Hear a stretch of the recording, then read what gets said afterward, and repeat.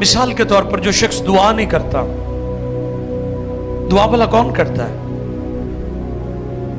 दुआ करने वाला शख्स इस बात का इकरार कर रहा होता है कि खुदा मुझे तेरी जरूरत है।